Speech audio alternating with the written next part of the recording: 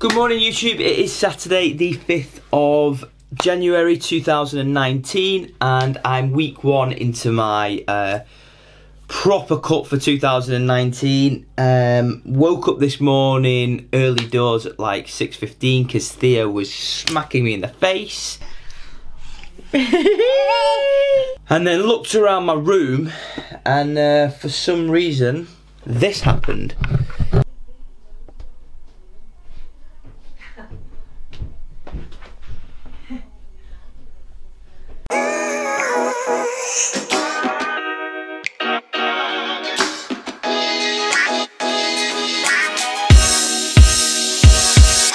So in recent videos I've been criticised for not getting straight to the topic. If you don't want to watch the vlog or any of my day, skip to this point within the video to watch the topic on how to start and structure your cut. A couple of things that I'm going to have to do today. One being sort this room out. I weighed in this morning at 77.3 kilos. And whoa, that means that I've got a fair way to go, but it's time to start training, and I thought why not take you on the day with me because it's been a while. You ready, Theo? Let's change the scene. And we are back in the mix. Shopping's here. Right, I'm just about to go to the gym and I picked one of these up. Did a my protein haul recently, and this is what I picked up. Protein cookies ×2, protein bars, Alpha M male supplement, CLA, protein shaker free, protein water, protein granola, and some omega 3, 6 and 9. Right, here at the gym, just about to teach, brought one of these with me.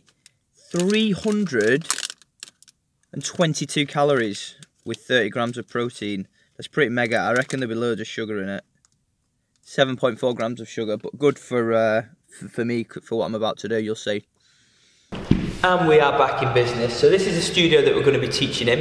It's a new release, which they do every single quarter. So when I get a new release, I like to put it up on the board so people know what they're doing, so that they can keep an eye on that and focus on doing the exercises.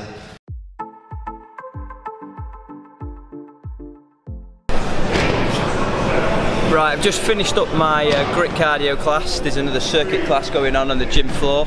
I'm about to head up there now, and I'm going to do a, I think a chest workout. And are you all right? You can come in if you want. Yeah, take it from there. Go and do my jobs, do my errands. So let's go smash the chest. Welcome back guys, it's been a while since I've done a voiceover, but thought I would do two things with this voiceover. Firstly, show you how Kim is not performing the correct movement with triceps, such a know-it-all, so we're just kind of fixing that. But no, in reality what I wanted to talk about was this preparation for a cut. I will go into detail later on in the video at this timestamp to go into the full session, but the routine that you're doing in the training routine, forgot my headphones here, is really important. Now, if you're a new person, what I recommend is building up for a couple of weeks, or if you've not been in the gym for a while, building up for a couple of weeks to get back into it. And that's really what I do, and that was my focus at the beginning. So, you know, reasonably light bench press, don't have to go too crazy, and your body will know whether it's doing too much, too little. Generally speaking, the day after, a couple of days after. What you want to avoid is, particularly if you've been in the run-up to Christmas not really training, is going straight into the gym with a kind of, I can pick this up where I left off in October, September, August, or even the summer strategy, because you'll put yourself out of action, in particular with your DOMs. So you'll probably find that you're going to get DOMs anyway. So DOMs is delayed onset muscle soreness, which occurs when you've not trained those specific muscle groups for a while and you push them. And the problem is sometimes when you're starting off a basic routine, or even a more complex routine, and you get DOMs, it can put you out of that working that body group for up to 5 days. In extreme cases, I have been known when I went away travelling for 6 months, came back and tried to pick up the weights exactly as I was. It put me out of action because of injury for over a week. And when you are kickstarting a new program, that's obviously the last thing that you want. You want to make sure that you can train as hard as you can consistently. So be smart about your training. The first few weeks, I just kind of do a few ad hoc exercises to get my chest familiar with it. And then what I'll do is I'll go into a more structured routine, like I said, that you'll be able to download. And my split on that hasn't been decided, so it could be full body, it could be that I'm going to do chest and tricep, back and biceps, a lot of supersetting, drop setting, and my cardio through walking, my daily walks, and obviously I'll be doing my coaching and training at the gym.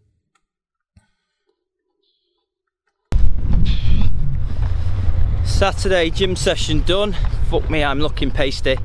So time to get back home. And we're back in the house. What? I said I don't want. It was a transition.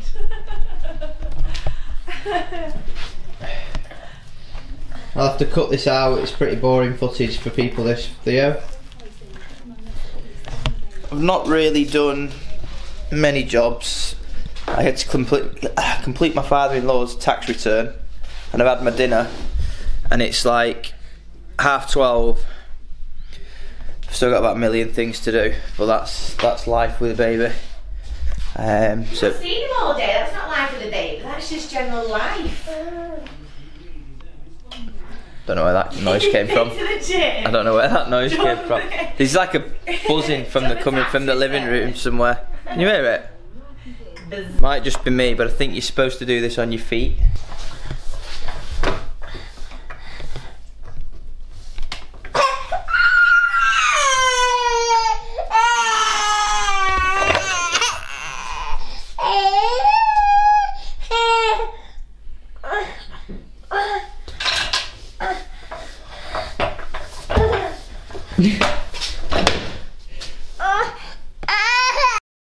You ever have one of those days where everything's just pissing you off? Well, I'm having one of them today.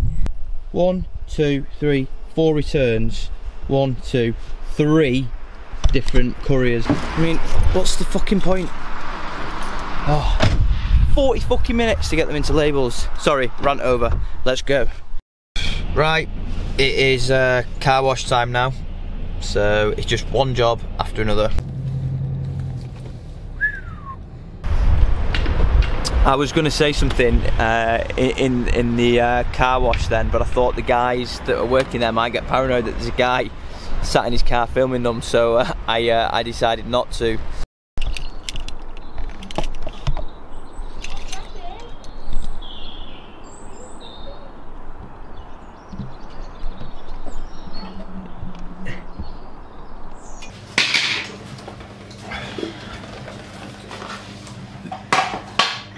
So it's been pretty non-eventful because I've missed filming every single thing that I've pretty much done today, including eating my dinner, which was fajita mix. But what I'll do is I'll show you how I record and track for things like this, which are not that easy because you don't necessarily know how much chicken and all that kind of stuff you're putting in. So that's what I'll show you with the dinner that I had, and they looked exactly like that. Good morning, good morning, good morning.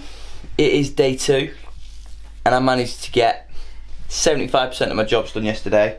So today we're going to finish off the vlog. What do you think, Buster? But the one job that we didn't actually do was tidy up the chaos of this room. I mean, seriously, have you ever seen anything quite like that?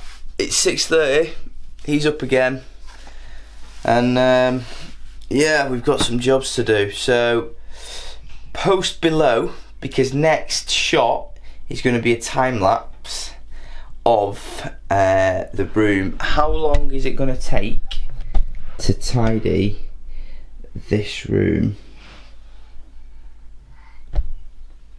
Put your guesses below, but let's do it.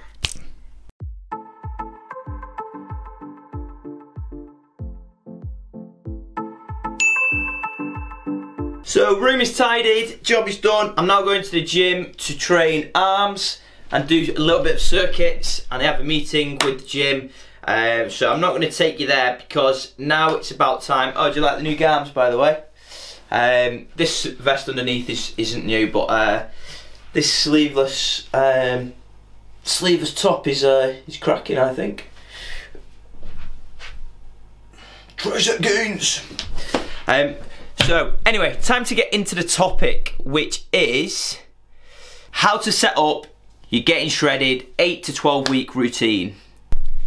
Come with me if you want to live. What's going down, guys? Welcome to the main part of the video, which is all about your New Year physique game plan and how to set up the structure of your cut, the structure of your lean down, i.e. getting a little bit more shredded, getting tapered down, losing some body fat.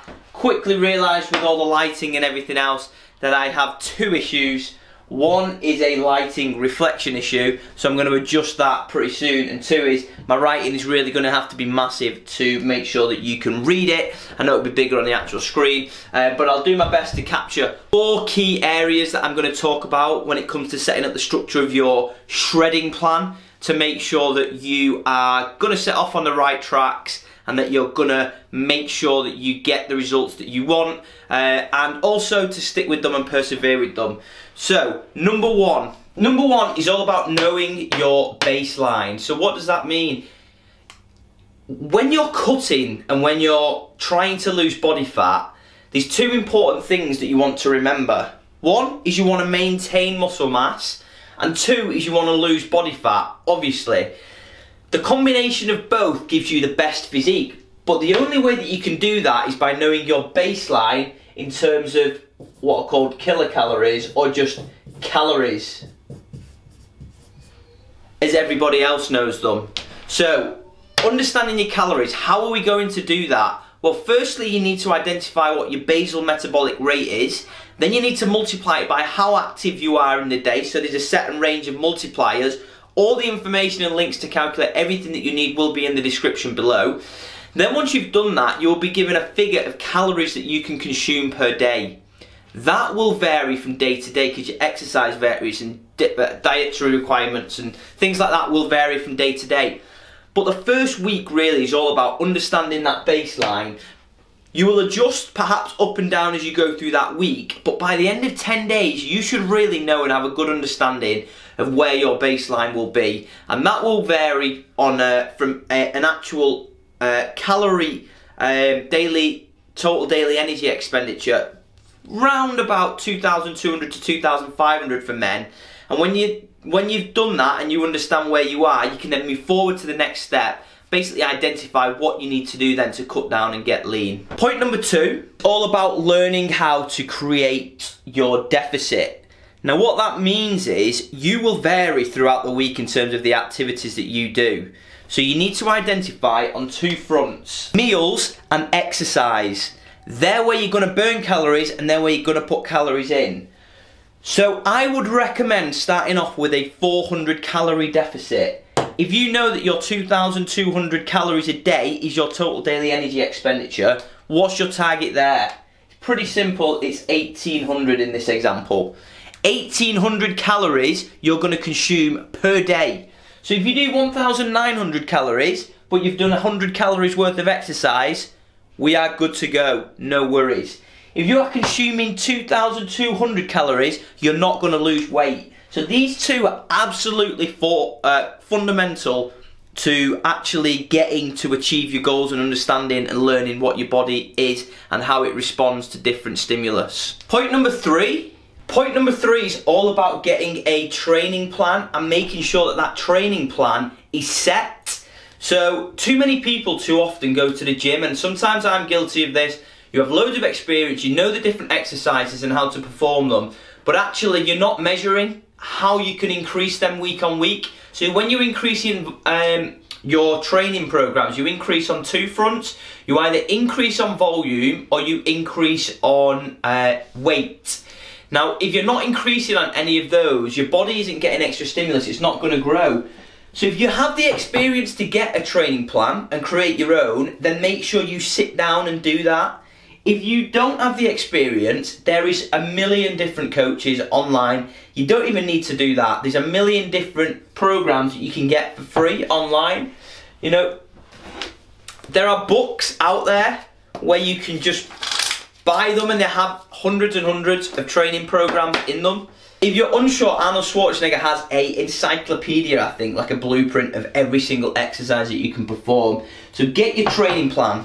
Point number 4, arguably, although not the fundamental core of doing it and isn't a requirement in order for you to do it like these first 2, this is the most important principle that keeps me on track and will keep you on track if you do it. It's all about creating a method of tracking your routine, tracking your exercises. So there's a number of ways that you should do this. And these are the 5 core ones that I recommend you do. Photos of yourself, side, front, back, legs, videos all around of how you're training, how you're getting on. You're going to record how you're training in terms of your exercises so you can move on up. You're going to log all your foods. Log all your foods, that's not an option. How do you know what you're consuming unless you're a really, really experienced lifter so that you know that you're in a calorie deficit? Record your weight every day, take an average then over 7 days. And finally, record your body fat. Get some body fat calipers. Now, it doesn't matter whether it's a necessarily accurate body fat measure, but what does matter is that you're consistently measuring in the pin folds that you're taking or the fat folds that you're actually measuring, and that they're going down. If that's going up and that's going up, you're doing something wrong, but you need to set the measures so that you can balance and work out what you need to adjust, whether it's food, whether it's exercise. And that's why I recommend keeping things as consistent as possible. The minimal amount of variables that change, the easier it is to identify where you are going wrong.